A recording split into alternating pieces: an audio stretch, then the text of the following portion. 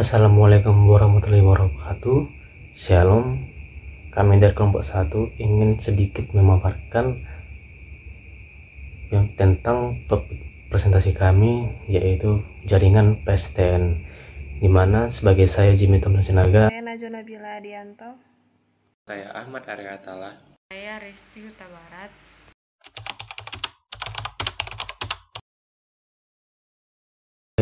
sesuai dengan topik, apa itu jaringan PSTN? Jaringan PSTN ialah sistem komunikasi telepon tradisional yang berbasis kabel yang menghubungkan penggunanya secara global. Dalam peran pentingnya, meskipun teknologi baru berkembang, PSTN tetap menjadi tulang punggung komunikasi yang andal dan universal di seluruh dunia. Untuk fungsinya, menyediakan layanan telepon suara, fax, dan komunikasi data besar melalui sambungan tetap yang stabil.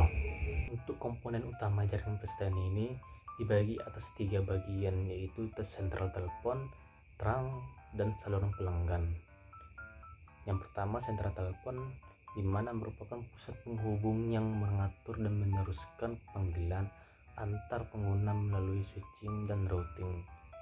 Terang, jalur komunikasi yang menghubungkan beberapa sentral telepon, memungkinkan pertukaran panggilan antar wilayah. Dan yang ketiga ya saluran pelanggan, di mana sambungan kabel yang menghubungkan langsung ke pelanggan seperti ke rumah ataupun ke kantor tertentu. Selanjutnya pembahasan ini akan dibahas lagi oleh beberapa rekan saya. Saya akan membahas proses panggilan pada jaringan PSTN dari awal hingga akhir. 1. Inisialisasi panggilan. Pelanggan mengangkat telepon dan menekan nomor tujuan.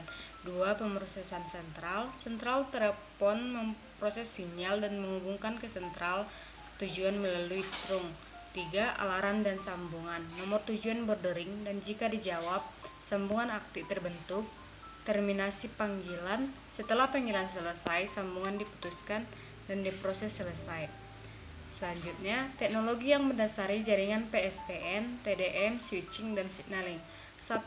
Time Division Multiplexing atau TDM mengizinkan banyak panggilan suara berbarengan lewat satu saluran fisik dan pembagian waktu.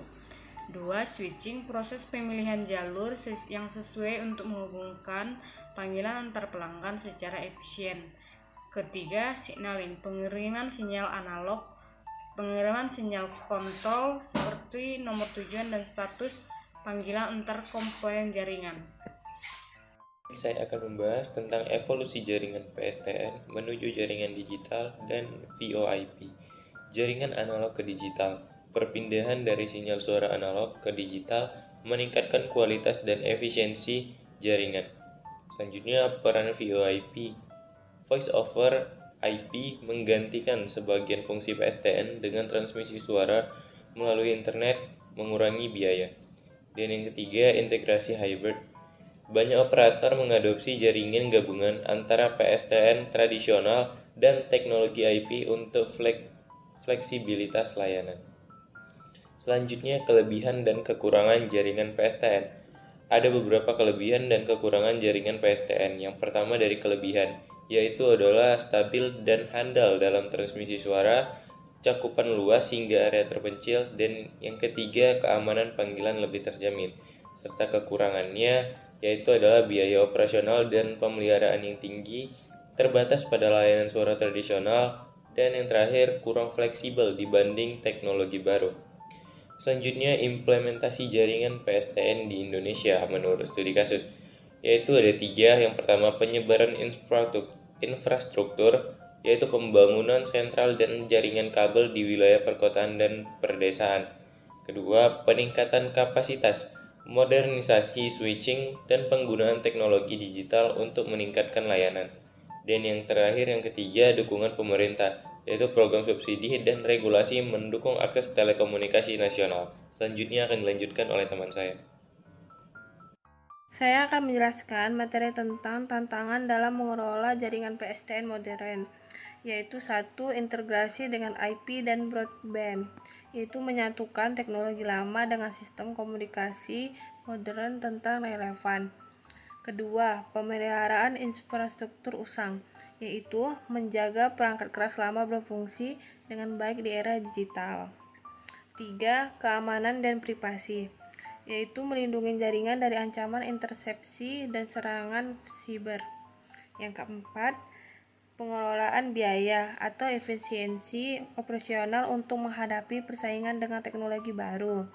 Selanjutnya, masa depan jaringan PSTN atau bisa disebut integrasi dengan teknologi baru.